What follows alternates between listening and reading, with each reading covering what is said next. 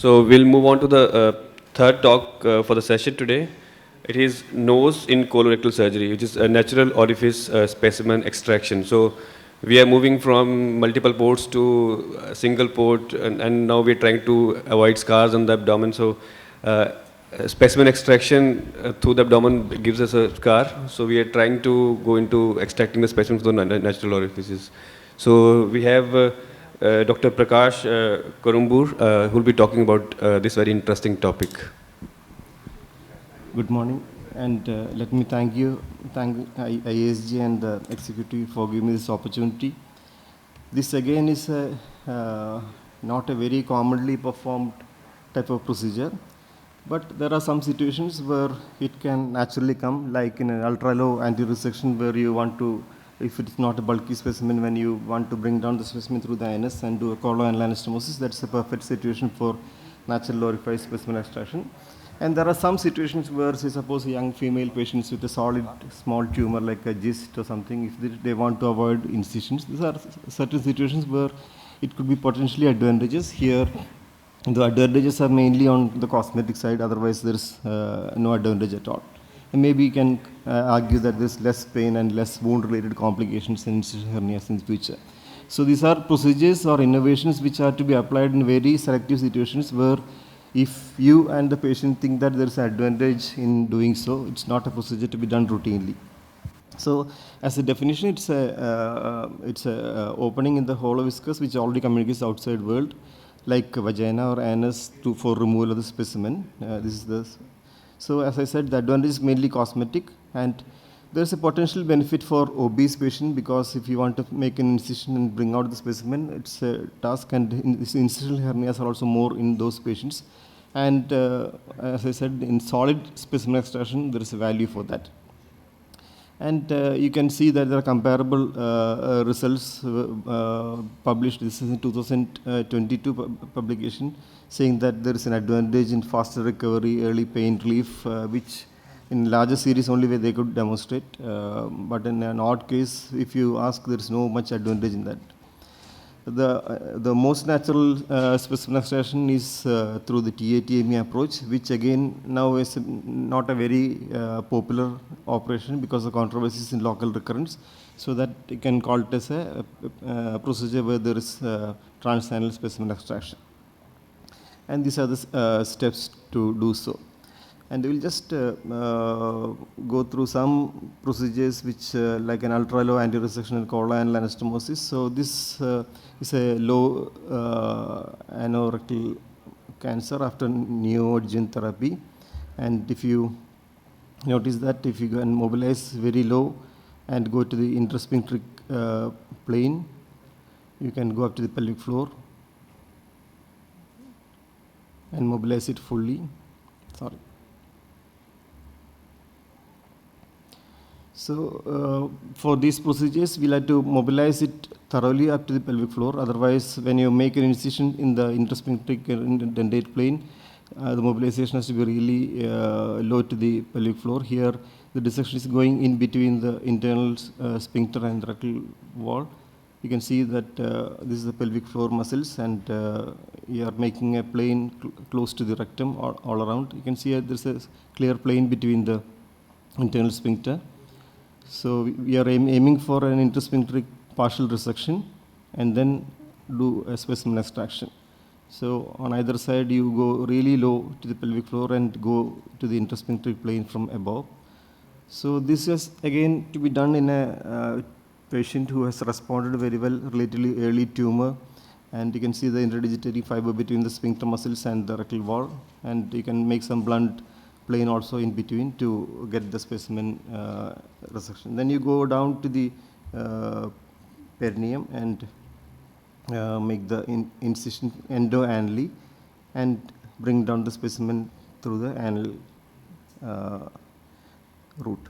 So this is the mobilized specimen easily coming out through the endoanal route. You can amputate with the pedicle and then select the vascular area. This was done quite early, so that is not a conventional port.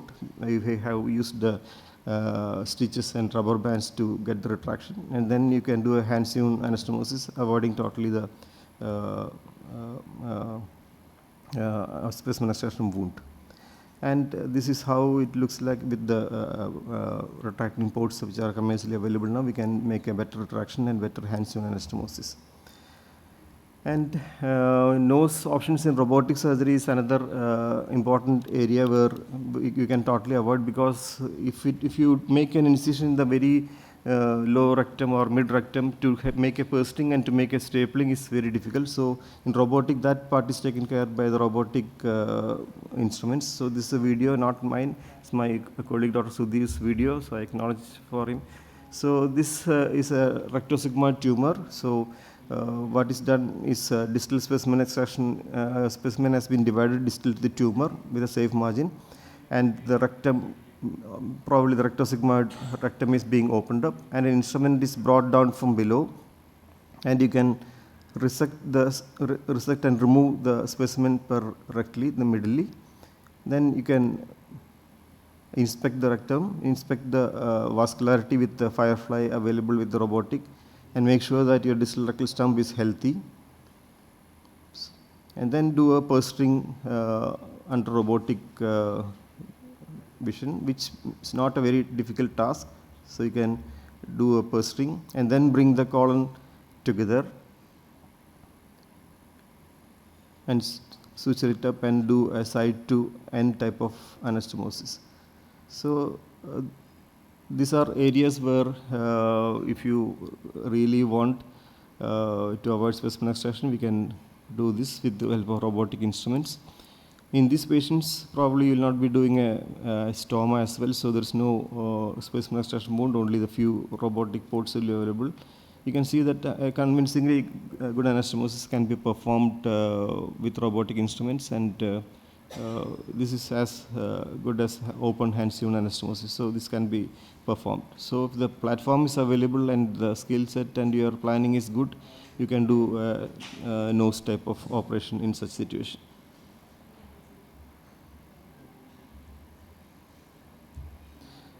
And another area where the vaginal specimen extraction is being commonly done, this we have done in only very few situations. This is not a colorectal surgery, I beg my pardon, just show.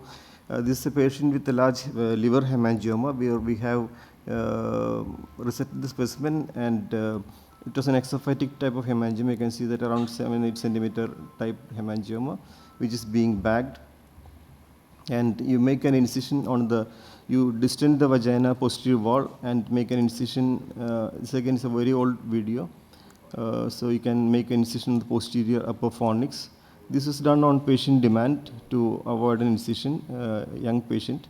So, and you can first insert a 12 mm port and then grab this specimen back from the vaginal instrument, and everything can be done under vision. And as you can see, you can pull down the specimen from below.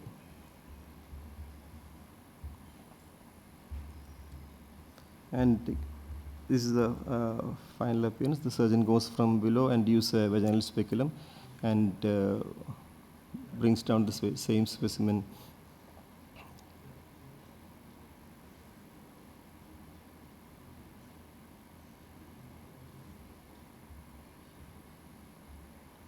Because it's a compressible structure, you can use some compression and deliver this entire specimen out.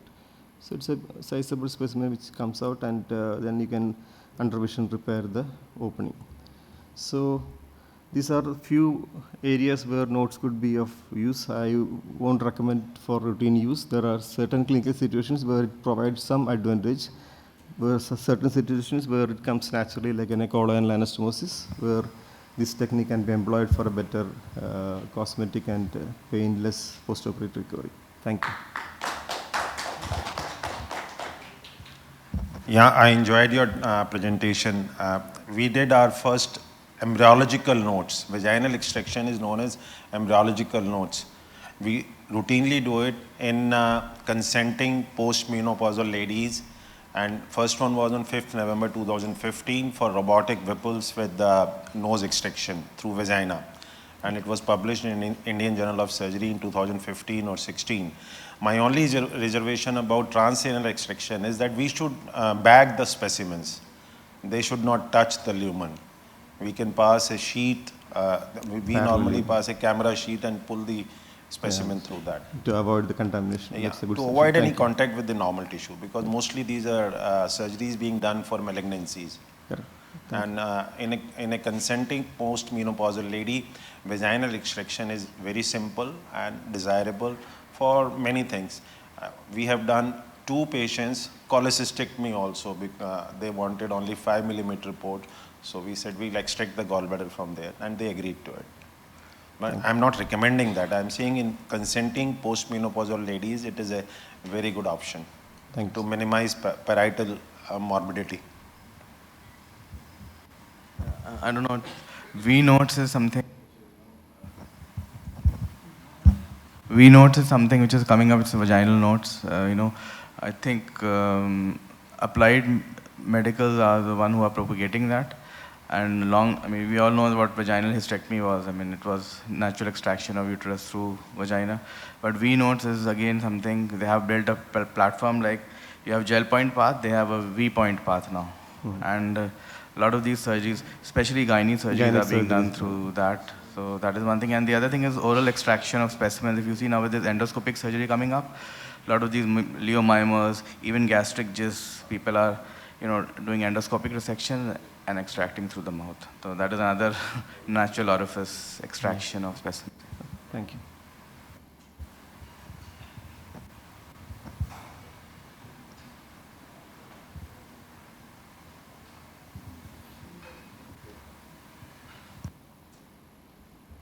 So if there are no further questions, we come to the end of this session. Thank you, sir.